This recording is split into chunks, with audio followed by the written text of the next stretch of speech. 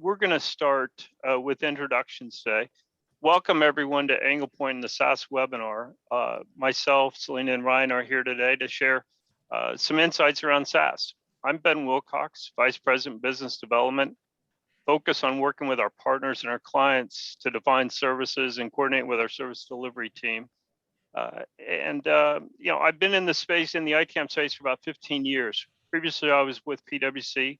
I joined Anglepoint in 2018, and really a fantastic team here expanding what we're doing in ITAM. Selena, I'll pass it to you. Thank you, Ben, and welcome everyone. Good morning, good afternoon, depending on where you are in the world. My name is Selena Baranowski, and I oversee the core licensing services department at Anglepoint, which is made up of 5 of our largest licensing teams. And today we have over 45 professionals in core who have a dedicated expertise in one or more of the major software publishers. And that includes Microsoft, IBM, Oracle, SAP, and of course SaaS, which encompasses a number of different publishers such as Salesforce, ServiceNow, and Adobe. I joined Anglepoint in 2014. Historically, I have run our Microsoft practice, but in total, I've been in the SAM and software licensing field for over 19 years now. So I've been fortunate to be around when SAM as a discipline was just beginning to get noticed, and I've been able to witness a lot of the great progress that we've made in this field, as well as work with some of the best and brightest in the business, including Mr. Wilcox and Mr. Kruger, who joined me today. Ryan? Perfect. Thank you so much, Selena, and thank you, Ben. And hello, everyone. As Selena mentioned, my name is Ryan Kruger. It really is a pleasure to be here. And I hope that as we discuss SaaS and the IT strategy, that there really are at least one or two items that really resonate with you. I've been with Anglepoint for about 7 years now, first focusing on assisting our customers with their Microsoft licensing, helping them with Microsoft licensing and all things Microsoft, then moved over to managing some of our largest customers, supporting them in their multi-publisher, multi-year managed services with us, really focusing on all things ITAM. Today, I lead Anglepoint's SaaS practice. Now, SaaS obviously encompasses many publishers, and we recognize that there are unique considerations that are factored into what constitutes effective SaaS licensing management, as well as the cost optimization and overall governance. And as such, we've dedicated a specific practice to supporting these unique business challenges. It really is an exciting place to be in as we see so much movement in the space as people move from on-prem to SaaS and the cloud. So that's a little bit about me. Ben, I'll turn the time back over to you. Would you mind walking us through the agenda for today? Fantastic. So our core purpose today is to share some insights around SaaS, but we are going to start with a little bit of detail around Anglepoint for those who don't know us. We will then get into the SaaS landscape, some of the challenges there, and then subsequently our view on developing a SaaS management strategy. Ultimately, that strategy should tie to a SAM program. So that's kind of the stair step we planned for the agenda today. We do have a block of time at the end for Q&A. We want to make sure we're able to address questions. And so we have a block of time at the end, but feel free to put questions in the chat box throughout the session. And that way we can address those at the end. With that, let me share a little bit about Anglepoint. We are a 12-year-old company centered on ITAM services. Anglepoint was founded and developed by individuals with deep experience coming from Big Four advisory like KPMG, PwC, Deloitte, as well as some major publishers, Oracle, Microsoft, SAP, etc., all bringing leadership to deliver services and grow our business. Our professional team has experience with over 80 publishers, enabling us to essentially address every publisher in the corporate environment. Our clients range in size and represent essentially every industry sector. This includes 82 of the Fortune 500, demonstrating our ability to handle complex environments. Our industry involvement is demonstrated by our engagement and sharing of thought leadership. For example, the ISO 19770 is chaired by Ron Brill, our chairman. We have other individuals leading or involved in subcommittees to further define the SAM ISO standard and make it relevant to you. IAITAM, IBSMA, pre-pandemic, you would have typically find us speaking at their conferences. We will have multiple speakers at the IAITAM conference in October that's scheduled in Nashville, and you should come see us. I guarantee our team's ready to get back on the road and get out there at these events. Webinars, our marketing team does a fantastic job in organizing our team and events like this one. We continue to challenge our team to share knowledge and perspectives which are meaningful to you. This leads me to Gartner.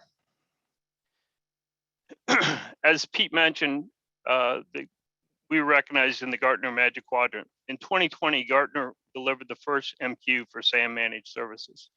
In July of this year, the 2021 Magic Quadrant was released, and Anglepoint was again recognized as a leader 2 years in a row.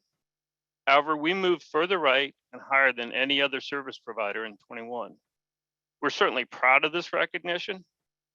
It reflects our desire to differentiate how we work with our clients and the opportunity for ITAM programs to realize value. If we take a step back, the MQ represents a bigger ITAM picture. It represents enterprises' willingness to invest in ITAM, the interest by enterprise to manage risks, contain costs, establish robust ITAM governance. It represents the recognition that ITAM programs can deliver significant value to an organization. While the MQ is focused on service providers, it highlights the corporate interest and investment in ITAM. So that's really, it ties back to all aspects of IT asset management. We're certainly proud of the recognition, and we aim to continue to raise the bar. This is a great segue to our webinar today on SaaS and the IT strategy. So with that, I'm going to hand it off to Selena and Ryan. Thank you, Ben. So we all know that software service as itself is certainly not new to the scene. We've seen many SaaS providers that have been popping up over the last several years, and several of the major software publishers who've been around for decades, like Microsoft and Adobe, have been transitioning their solutions from on-premise to SaaS and restructuring their license models to subscription-based for quite some time now. But this year in 2021 is a bit special because for the first time, SaaS spend is predicted to actually surpass traditional on-premise software spend. So in addition to a proliferation of new SaaS products that have been released in the market, we've seen explosive adoption of SaaS by organizations as a result of the pandemic. And we've also seen an increased investment in what I'll refer to as the more strategic solutions that like Salesforce and the ServiceNow platforms. As a result of these shifts, there's been an impact on the overall IT strategy. A few of the fairly basic changes are around the license costs themselves, moving more CapEx to OpEx, as well as the impact that moving to SaaS may have on your infrastructure or your hardware requirements because of the fact that it's hosted. There's also new security considerations that need to be factored in when going with hosted solutions. The risk of being out of compliance has decreased since many of the SaaS providers can monitor your usage. So there's less threat of an audit, but instead we've seen a dramatic increase in the amount of SaaS waste and overspending. Also, because many of the SaaS solutions are being purchased at the line of business level, they're often bypassing both IT and sourcing. So when purchasing is done at that level, it also means that that product selection process is becoming siloed, and that's going to lead to issues like application redundancy, where you end up with 6 different project management applications, for example, instead of a single best-in-class or enterprise-wide solution. Now, on the flip side of that, the SaaS solutions that are adopted enterprise-wide can become so strategic that the organization now has diminished bargaining power in negotiations with providers such as Salesforce. Those SaaS providers know they hold a very great deal of leverage, but even the buyers themselves we're seeing be more focused on the business value that the SaaS solution is driving than on the cost or ensuring that there's the right flexibility within that SaaS agreement. We're going to touch more on some of these dynamics as we move through our discussion today, but now that we have an understanding of the impact that the shift to SaaS has made, Ryan is going to get into some of the challenges that we've seen with trying to manage SaaS. Great, thanks so much, Selena. So as you mentioned, we really want to dive into some of these challenges. I think Many of these may resonate with you, and this list really isn't meant to be entirely comprehensive or exhaustive in nature. As well as some of these different animations pop up on the slide, just want to reference that these figures and stats that you see come from either Gartner research as well as our friends over at Xylo. So let's talk about the first one here. And the first one is shadow IT and lack of visibility. Now, it's already been mentioned by Ben and Selena that we've seen the dramatic increase in SaaS applications that are installed out there, or that are used rather. And oftentimes the SaaS usage really is out of sight of both IT leadership or your existing processes or controls. And one of those things is what we've seen that is really out of sight is this idea of an increased tolerance of organizations that are circumventing traditional software purchasing channels. So decentralization, or moving the purchasing closer to actual business units within your organization who are managing that software, is increasingly more common. On top of that, having more software purchasing channels, we also see the complexities that stem from determining your real usage or your real license consumption. I've heard so many different pushbacks from various customers that we have in terms of working with various application owners, and maybe some of these resonate with you. So, one of them you may hear is that, hey, it's just SaaS, right? There aren't any compliance risks. Why do we have to manage it if there's no compliance risks? Another one is, hey, it's really easy to manage SaaS when everything's licensed under a single metric, right? Hey, everything's licensed by user, we're good to go. Another one you may see is, hey, you know what? We have the budget for fill in the blank SaaS app. Why do you care about how much we're using, or why do we need to know about it? Another one that we'll often see, as Selena mentioned, with respect to Salesforce and the ServiceNow platforms, as well as many other strategic SaaS publishers, is this the fact that SaaS products are an emerging technology within businesses. And so customers will push back and say, hey, it's important that we don't cut the budget for where it's still needed. And so shadow IT, whether it's really a naughty word at your organization or not, SaaS customers should really demand from their providers that there is visibility into the various product use rights, the contractual terms and conditions, the understanding of the key items such as reporting requirements, true up or true down obligations, and ensuring that as a SaaS customer, your organization can really determine the license consumption within the various SaaS administrative functionalities that exist. Far, far too often, we see that the reporting capabilities really are lacking, in terms of managing your overall usage. So second one here then that we want to touch on is SaaS sprawl and proliferation. You can see there the numbers that the management of SaaS software, the visibility, just the sheer number of SaaS applications continues to increase. Think about for a moment just how many overlapping functionalities exist for various business needs. It doesn't take a rocket scientist to think about this, right? Whether you have project management tools or data visualization software and everything in between those two, we see organizations that are purchasing many, many, many duplicative SaaS apps. So with those silos, with decentralized management of SaaS, there oftentimes really isn't any preventative controls in place that stop the SaaS growth, or alternatively provide the information to the business about what other existing technology or solutions out there within your organization that's already been purchased. Another one we see is educating the business about which SaaS apps, which SaaS applications with their corresponding functionalities already exist. It's really important that you have that visibility so that when net new software is purchased, it aligns to those business requirements that justify the additional costs. Speaking of costs, let's talk about the third one here, and it's increasing costs and unplanned overages. So many of the challenges that stem from managing traditional on-prem software still exist in what I sometimes refer to SaaS land, right, versus on-prem land. And really what on paper seems like an easy task, like being able to view the number of users who've been provisioned a license or a subscription, or alternatively seeing the number of unused subscriptions or licenses, it's really actually incredibly complex versus simple in many cases. And one of those reasons is, as I mentioned earlier, is that there really is a lack of administrative dashboards or a lack of functionality for many SaaS providers. So whether it be because those SaaS providers are immature in their licensing reporting tools, or perhaps maybe it's just not easy to understand or decipher, that lack of dashboarding capabilities and lack of on-demand usage is certainly lacking, and something that could be improved. Another complexity you may have seen, and this again goes in direct it's a direct rebuttal to what oftentimes I think people think with SaaS, where it is easy to use or it's easy to understand, is that there are complex use rights that are associated with certain licensing models. So, sometimes determining your license consumption is significantly more challenging than just saying who or what's been provisioned a license. Ultimately, it may require understanding which features, which tables, which read, write, or edit capabilities exist or that have been turned on.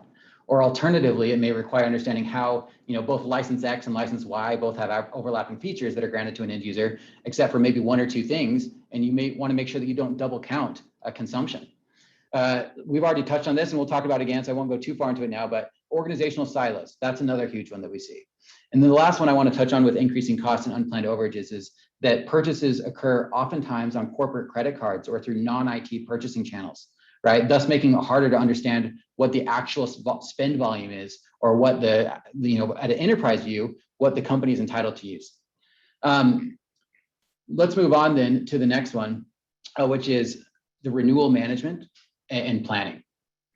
So when we talk about this renewal management and planning, it's important to keep in mind that all those various planning requirements that go into a renewal, sometimes those renewals for SaaS subscriptions can occur automatically, sometimes they don't, depending on the size or the spend. But keeping in mind those types of alerts and who receives those alerts for when subscription end dates are nearing, as well as ensuring that renewals right-size the types of licenses purchased to the actual needs or demand from the business is really important. Far too often we see that it's really easy to get over-optimistic from perhaps like the application owner side of the house about the increased adoption that will occur in the next renewal cycle, right? What the demand forecast will actually be. But ensuring that those demand forecasts, the budgets and the adoption targets are all considered is a really important task in any renewal, as well as for SaaS. And just because it's SaaS, it doesn't necessarily mean that it's any easier. The last one that I want to touch on is underutilization and overspending. Now, how many of you have heard the term SaaS standing not for software as a service, but for shelfware as a service? In many ways, we really do see that this is the case with SaaS apps. As mentioned earlier, right, the gaudy, high-achieving adoption targets that organizations have set out for themselves, combined with the aggressive pitches from sales people, while also mixing in anything like bundles or the roadmaps for adoption or the different license types and the metrics and the ever-challenging sheer number of SaaS providers. It all makes it a really hard and complex process with the planning, the budgeting, and the sales cycle. So we see these pie-in-the-sky goals for user adoption oftentimes not being realized by an organization within their agreement term. The challenges around those volume discounts for buying in bulk and perhaps prepaying for a set of licenses that you as an organization know you won't use in the immediate future, but will use in the medium term or the long term, can be complex with SaaS agreements, particularly when we talk about things like Salesforce, where we have anywhere from 1 to 5 year terms, right? So it's not to say that doing so in terms of prepaying doesn't always make sense, but understanding what your actual usage versus your forecasted usage is really important to review prior to inking that new suite deal. Just a question you can ask yourself, and you've probably asked it before, but I bring it here again, is saying, what does that gap between your actual versus forecasted usage actually mean to your business? And then how can you ensure that you meet your goals surrounding adoption? So with that in mind, then I'm going to transition it over to Selena to really hone in on how we can develop that SaaS management strategy, as well as some of the considerations. Thank you, Ryan. Those are some really great points. So because of these inherent challenges with managing SaaS, a SaaS management strategy is something that's going to be foundational for organizations to have. And we've put together several key considerations that can be taken into account when you're developing or even refining that strategy.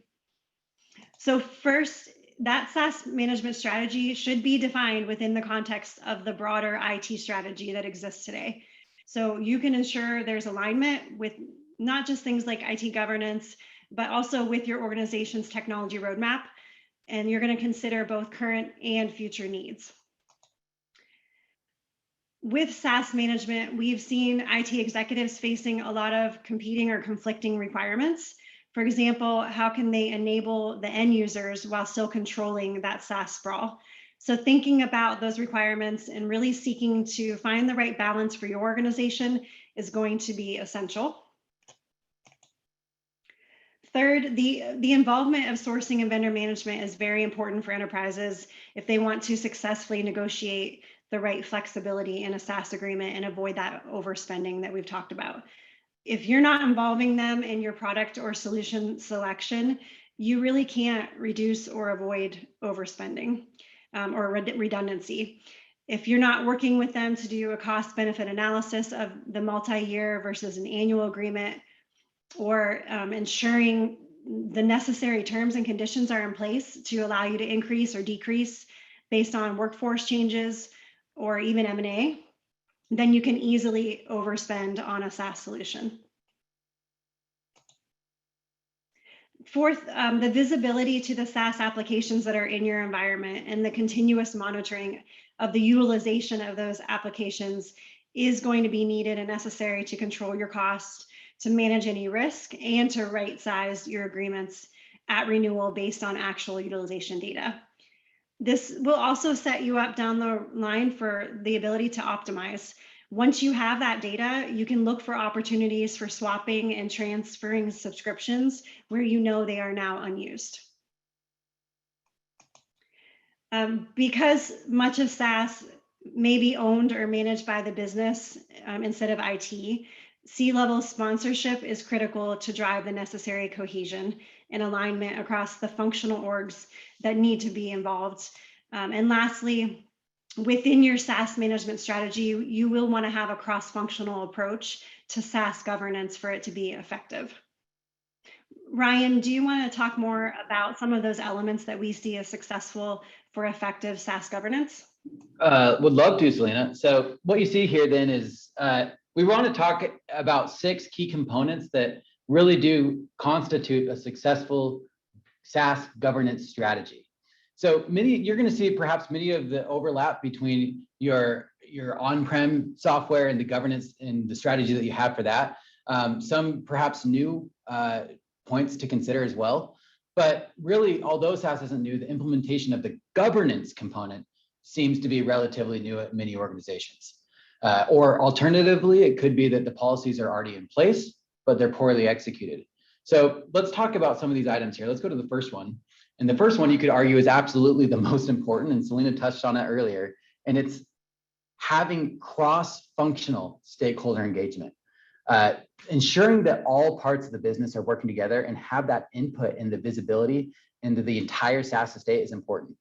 Think about our traditional software asset lifecycle, right? From identifying the business needs to then turning those needs into actual requirements, to then going through the procurement process, to then deploying, or in this case, provisioning SaaS applications, to then continually performing license monitoring and harvesting. There are so many functional stakeholders involved in the SaaS landscape. Do not make the mistake of only including sourcing or vendor management, or alternatively only involving the application owners. Even when thinking about your known application owners, either the current or the future ones, ask the question, is there anyone else? Because more often than not, you're going to find that there are additional teams, there are additional business units, or other people that should be involved. SaaS is already everywhere in your organization, so it's up to the business to ensure that all those roles and the stakeholders are accounted for. Number 2 then here is approvals process and vendor management. Selena touched on it, but make sure that the functional role of vendor management is involved early. They'll most likely lead the charge in the vendor selection process while consulting the respective business stakeholders so that requirements are met. And third one here then is IT security and provider vetting, both internal and external regulations. Think of all the myriad, governmental regulations that exist, right? Whether it be DFARS or GDPR or any others. Those considerations around where the data is hosted, who hosts it, and what type of data can be accessed are all very important. And lean on your security teams, obviously, to properly vet those SaaS providers and make sure that the SaaS provider is in alignment with what is required via regulation. Let's move to 4th then. So the 4th is user access and controls, as well as the lifecycle processes. There's a lot more to say on this topic than we have time for, but with access to applications and the data that's most often accessed with SaaS, it's accessed via a browser or a client with server-side data processing. It's incredibly important that user access is properly governed. Consider the movers, the joiners, and the leavers, right? Since access almost always correlates to license consumption of some type, not only are those movers, joiners, and leavers a security concern about having users have access to data still, even though they left the organization, since consumption does correlate in most cases with who's been provisioned a license, whether they use that or not. It really is a cost management concern as well as a security concern. Moving to number 5 then is holistic inventory, usage measurement, and budget management. Kind of a handful there, all a little bit different things, but we use that word holistic intentionally.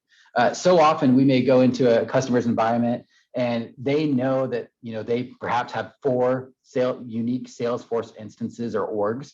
But when we put our Sherlock Holmes cap on and do some detective work with their teams, we find that there's actually, call it rogue or not, maybe it's intentional or not, but there are other, I should say, Salesforce instances that exist.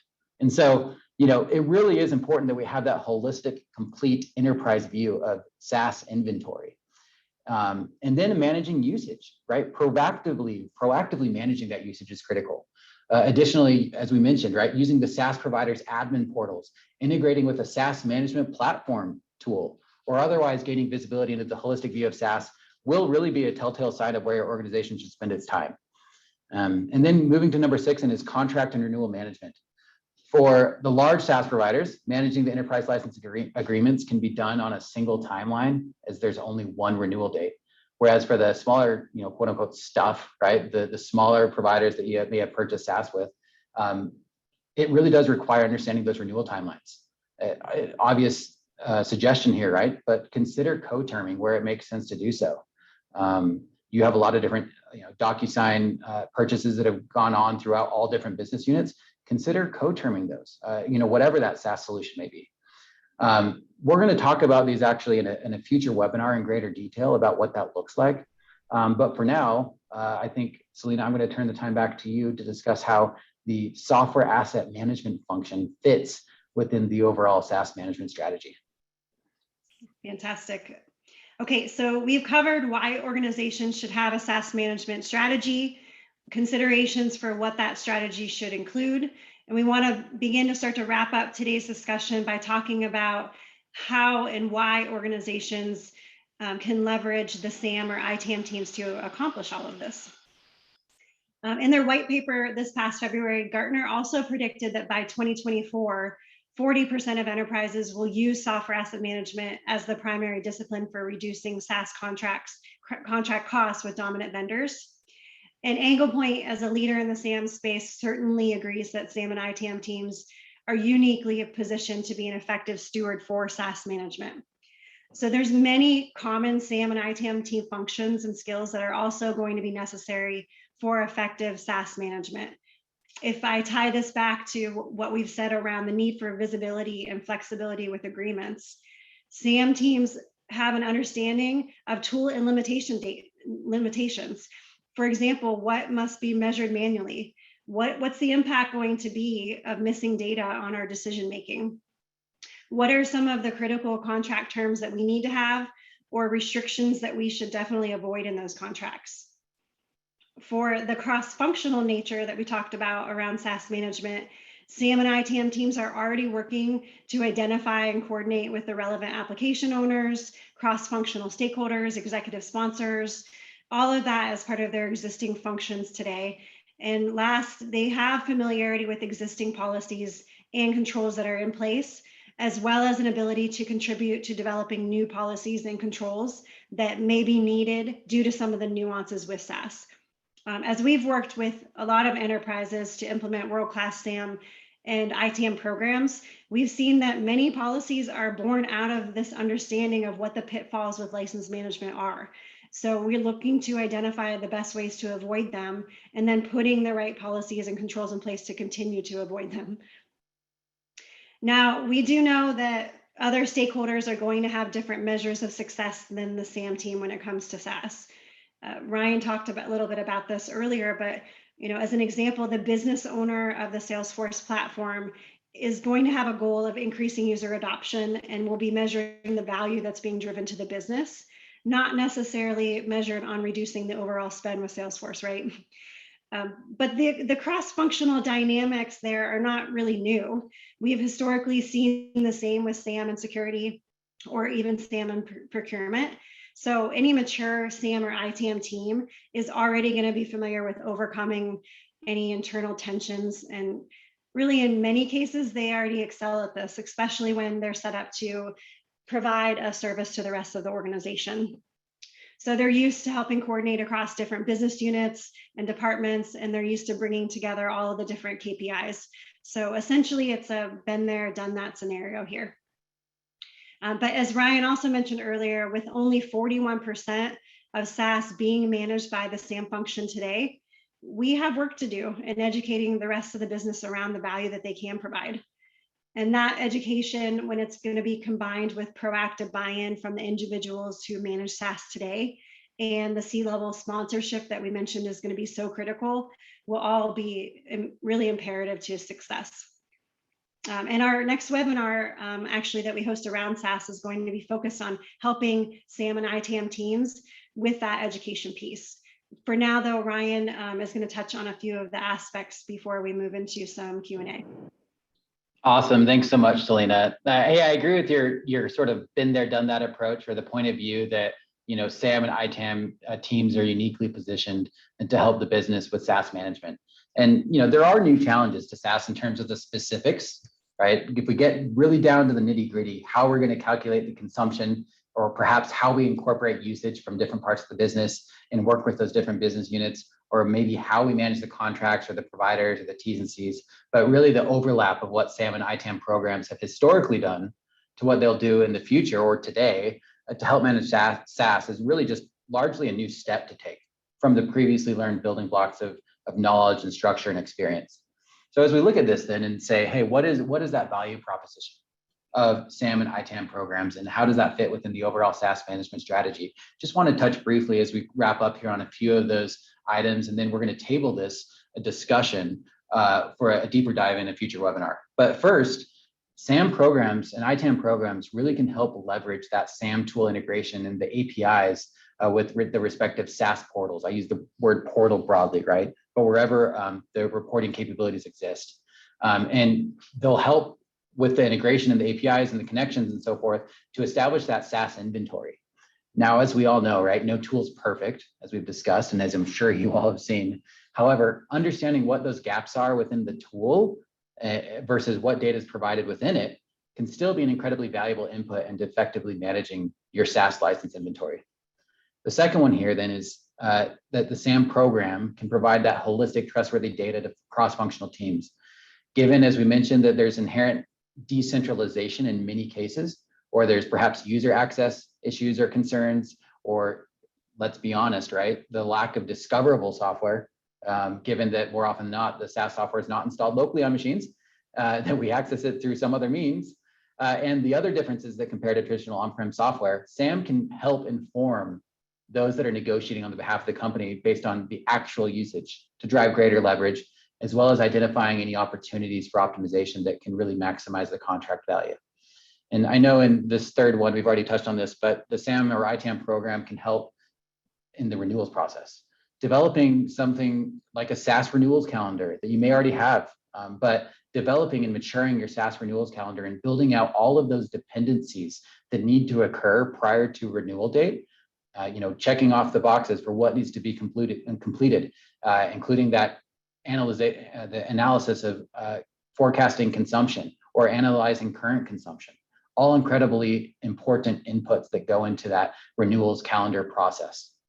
And then the last one here is, and we see a lot of value in this, is that we need to prioritize which SaaS providers are managed versus unmanaged, right?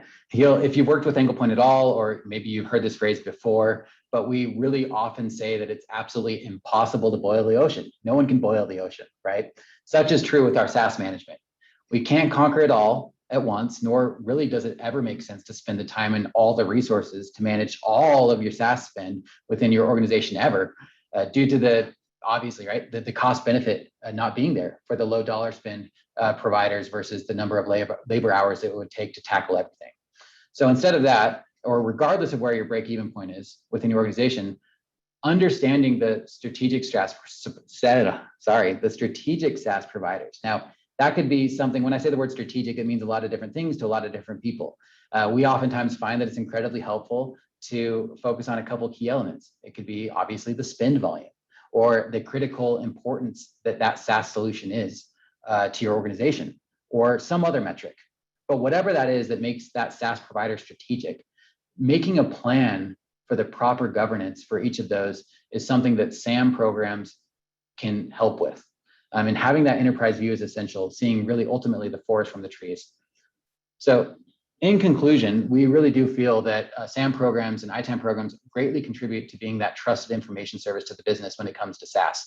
We, whether it be the tooling or the integrations, whether it be to providing the business that complete and trustworthy inventory or the data that goes to the level of detail that really is required for businesses to negotiate with their SaaS providers from a position of strength and confidence, or to supporting the SaaS renewals process and helping organizations internally determine which SaaS providers they should focus their time on.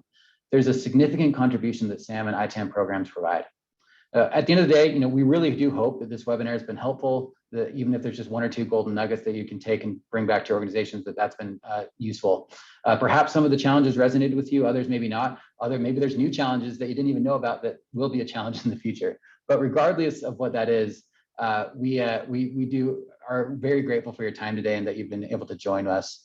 I think at this point then, Selena and Ben will turn the time over to any questions and answers.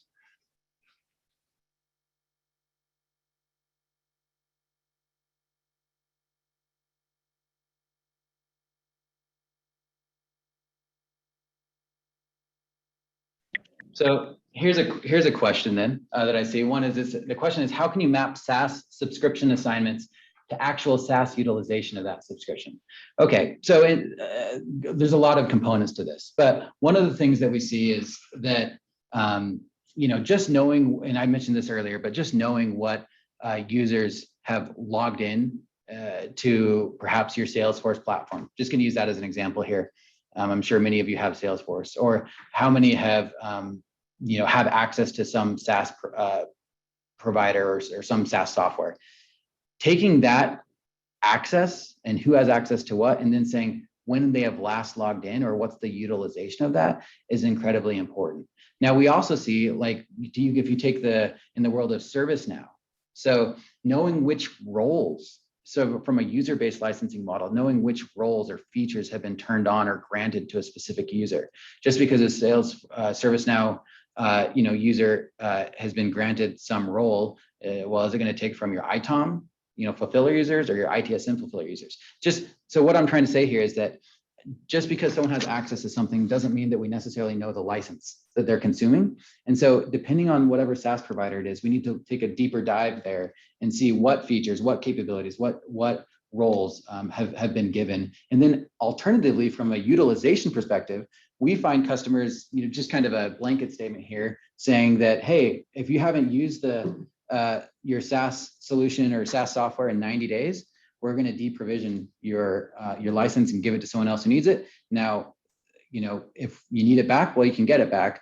But we do find this, the idea of doing license reclamation or subscription harvesting incredibly useful one for organizations. We do work with some organizations where they perhaps don't want to interrupt any kind of business operations. So they have perhaps a more generous user activity threshold, right? Maybe it's 180 days, maybe it's even a year.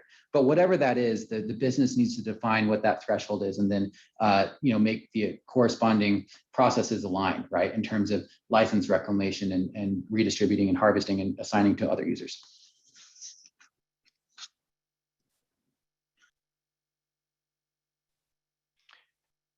I see another question here in terms of the ISO standard. How relevant are ISO 19770 standards -2-3 tags in the SaaS world? Ryan, I don't, you've done some deep analysis on this. I'm sorry, go ahead. Yeah, I'll let you take that one, Ben. Well, I guess I don't know how well tagging, the tagging's been adopted yet in the SaaS space. It seems to be a slow adoption. The standards certainly apply, provide the guidelines around it, but it's up to the publishers to adopt the standards for tagging. This is I think what we're living through is the growth that we talked about initially, the proliferation and the growth of SaaS applications. And this is something that we should look for, perhaps the technology solutions and the publishers to come together in terms of how to incorporate those standards. I don't know, Selena or Ron, you want to add more? No, that's good. One of the other questions we see is, hey, do SAM tools, can they provide usage information? So things like last usage or how many times the user's connected. This person says that the publisher tool often does not provide that kind of information. Yes, that is something that we envision this being a 3-part webinar series. The next one, we want to focus more on SaaS and kind of that SAM manager role. What is that SAM manager going to do? And then our third one, we envision having a discussion more about the technology and the tools that are available, whether it be from a SAM tool or whether it be from a SaaS management platform kind of tool and integrating that way. So yes, absolutely. SAM tools can assist with that. Mm-hmm. I see another question here. Most of the agreements, looking to leverage guidance in terms of negotiating agreements. Besides the obvious, like price increase protection, SLAs, insurance, indemnity, what are the other key elements to be aware of in negotiating an initial SaaS agreement? You touched on price increase protection. We would advise to have language that also allows price decrease, the flexibility to adapt to organizational changes. If you look backwards at 2020, many organizations took a down step in terms of their staff, their resources, et cetera. And if they didn't have flexibility in their agreements to go back to their publishers and say, look, we're not consuming as much, they're stuck, they're locked in. So having that flexibility to adapt to organizational structure changes, so price increase ups and downs. There should also be considerations to data, access to data, the ability to extract data, reporting requirements. In many cases, almost all cases, SaaS solutions are the customer is reliant on the provider to report to them their consumption. We have seen where it's been difficult for the customer to get robust, detailed data, actually, sharing the data that highlights the depth of the consumption, the users and the metadata. So access to data is large, and then the reporting requirements that you would expect from the publisher. Those are just a couple of points here. I don't know, Ryan, you might have other points to add. This would certainly be an area that we would get into in future webinars as well. Mm-hmm. Yeah, absolutely. Thanks, Ben. Another question we see here is, what is a successful tactic used to get large organizations to adopt a centralized and controlled publisher engagement approach for negotiations? This person says the desire is to eliminate the divide and conquer approach that publishers often employ due to their access to senior management. Yes, absolutely. You bring up a great point here, right? That these big software publishers will try to just get to various point people within the organization in lieu of working through a single channel. From an Anglepoint perspective, we view this sort of approach as part of a broader overall SAM program strategy. One of those being that we clearly define those roles and who is going to be communicating with the respective vendors. Oftentimes it may be just making sure that, hey, everyone's going to be hush hush. We're not going to provide any data to the publisher until we run it by whoever is the mouthpiece, right, for the organization. That is a fantastic question. I believe we actually have other webinars. If that person wants to reach out to me, I'd be more than happy to share some other Anglepoint resources that we have for that. But that's a very good question there. Yeah, and that's Brandon Hamlin, and others as well. For any questions that we're not able to get to because of time, we'll also add some of our answers to the follow-up email that will include the recording as well as the slide deck. So we'll try to answer them there as well if we don't have time today. I see do another. think- I see a well, question here. How different is SaaS versus cloud in SAM space? I'm not sure if I'm following this correctly, but from a, we differentiate SaaS versus cloud in that you can have applications deployed on a cloud platform, AWS, Azure, uh, Google platform, and that is different than a SaaS application where it's hosted on the provider's platform and delivered to you as a service, where you don't have access to the application itself or the data behind, but you're using the user's log into that application. So that's how we would differentiate it from a technical standpoint. There's going to be there's specific licensing that is different with a SaaS application versus say an application that can be deployed on your own private AWS or such. I don't know if Ryan, if you have more you want to add to that, but that's good. I was just going to go to another question here. I think we're getting a few questions, team, around kind of the various effectiveness of certain tools and so forth. I'm going to I apologize in advance. I'm going to table this conversation because we are going to have a webinar that talks about kind of the tooling and these various SaaS management platforms and what to consider there. But no, those are all very good questions as well.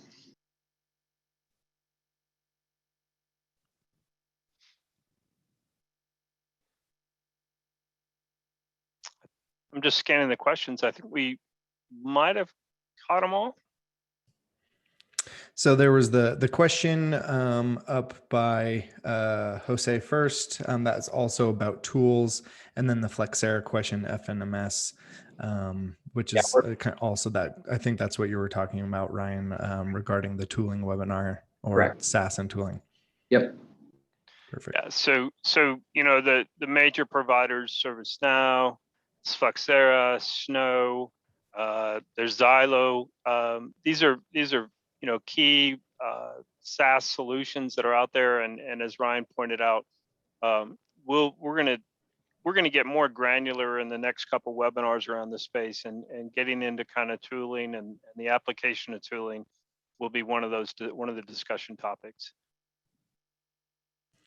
I'd also say for anyone who's interested in a deeper discussion, of course, we would be happy to meet with you. We can get something scheduled. I'll provide a link here in the chat on how to do that. But also at the end of the discussion today, the end of the webinar, there will be just a 2-question survey, literally take you 30 seconds. One will be, we're looking on feedback on how to improve these webinars, but also there's one question on what do you want to hear about? What else can we create?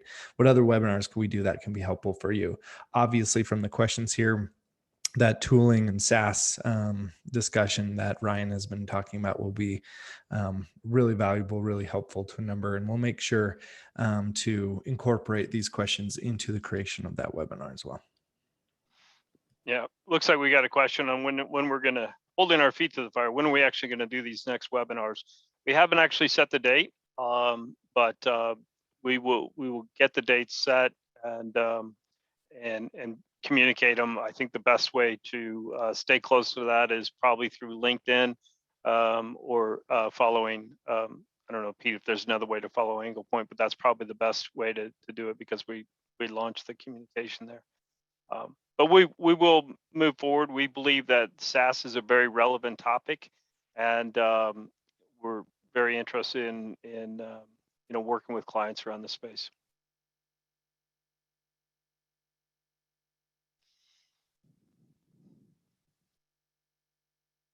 The next one will be this year. Jennifer, when will it be this year? Yes, the next one will be this year. And actually, I mentioned ITAM conferences. Ryan and I will be presenting on SaaS at the ITAM ACE conference in October. So if you're there, look us up there. And as Pete mentioned, if there's something more urgent that you want to have a discussion about, if you're in the process of looking at SaaS technology, or you're dealing with a publisher, or you're dealing with your leadership around how to best manage SaaS, feel free to reach out to us, and we're happy to have some introductory conversation and support you on that.